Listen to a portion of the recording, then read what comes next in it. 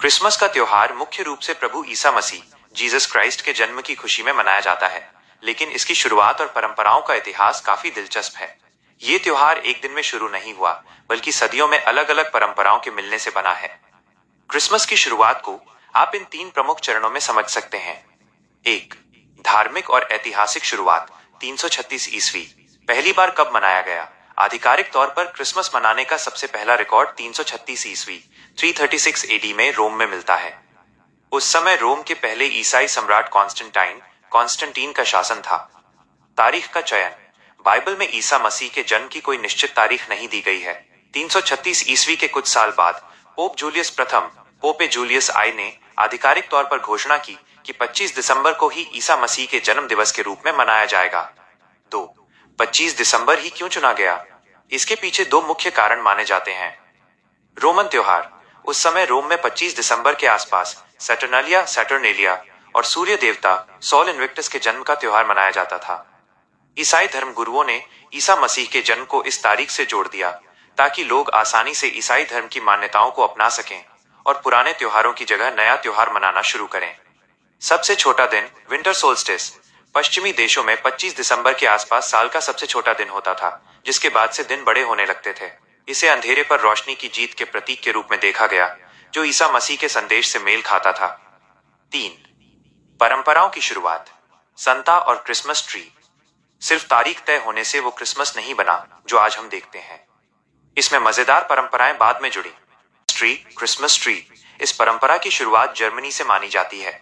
कहा जाता है कि 16वीं शताब्दी में मशहूर सुधारक मार्टिन लूथर ने पहली बार एक सदाबहार पेड़ को मोमबत्तियों से सजाया था। बाद में 19वीं सदी में ब्रिटेन की महारानी विक्टोरिया और उनके पति प्रिंस अल्बर्ट ने इसे लोकप्रिय बनाया, जिससे ये पूरी दुनिया में फैल गया। सांता क्लॉज की कहानी सेंट निकोलस से शुरू होती है, जो टर्की के मायरा शहर के एक बिशप थे। वे बहुत दयालु थे और रात के अंधेरे में गरीबों और बच्चों को चुपके से उपहार देने के लिए मशहूर थे। डच लोग उन्हें सिंटरक्लास कहते थे, जो बाद में अमेरिका जाकर सांता क्लॉज बन गया। निष्कर्ष, तो संक्षेप में क्रिसमस की शुरुआत रोम में एक धार्मिक उत्सव के रूप में हुई थी, लेकिन समय के साथ इसमें जर्मनी की सजावट, ट्री और सेंट निकोलस की दरियादिली, गिफ्ट्स मिल गई, जिससे यह आज दुनिया का सबसे बड़ा त्योहार बन गया। ये एक बहुत ही दिलचस्प और गहरा सवाल है। बाइबल और ईसाई परंपरा के अनुसार यीशु मसीह द्वारा अपना जन्मदिन मनाने का कोई उल्लेख नहीं मिलता। इसके पीछे कुछ प्रमुख धार्मिक और ऐतिहासिक कारण माने जाते हैं। 1. बाइबल में कोई निर्देश नहीं है। पूरी बाइबल, नया नियम में कहीं भी यीशु या उनके शिष्यों द्वारा जन्मदिन मनाने का वर्णन नहीं मिलता।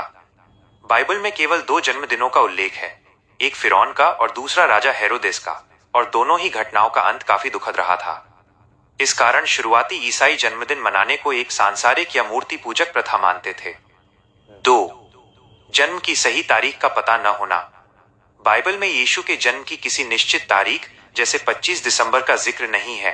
25 दिसंबर को उनके जन्मदिन के रूप में बहुत बाद में, लगभग 4वीं शताब्दी में चर्च द्वारा चुना गया था।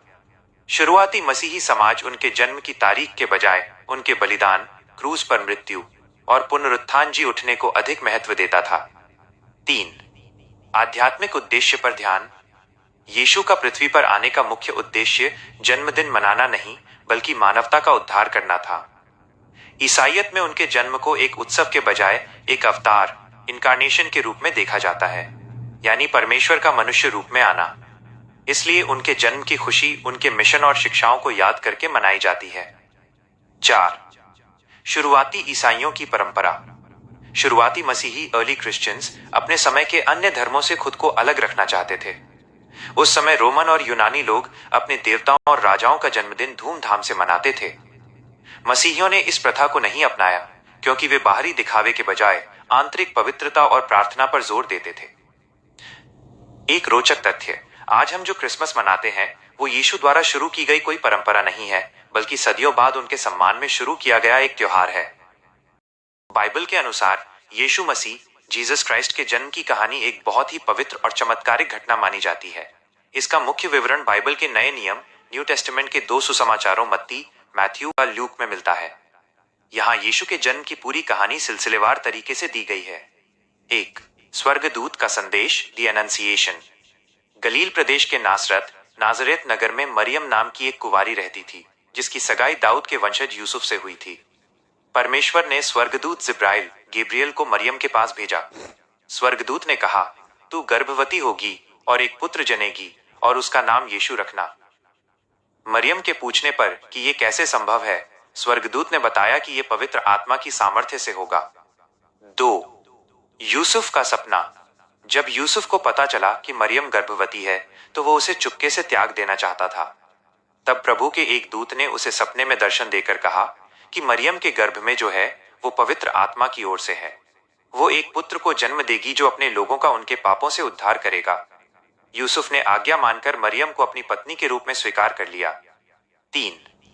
बेतलेहम की यात्रा और जन्म। उस समय रोमी सम्राट ऑगुस्तुस ने जनगणना का आदेश दिया था। इसके लिए हर किसी को अपने पूर्वजों के शहर जाना था। यूसुफ दाऊद के वंश से था, इसलिए वो मरियम को लेकर यहूदिया के बेतलेहम शहर गया। वहां बहुत भीड़ होने के कारण उन्हें किसी सराय इन हाउस में जगह नहीं मिली। अंत में उन्हें एक अस्तबल में शरण लेनी पड़ी। वहीं यीशु का जन्म हुआ।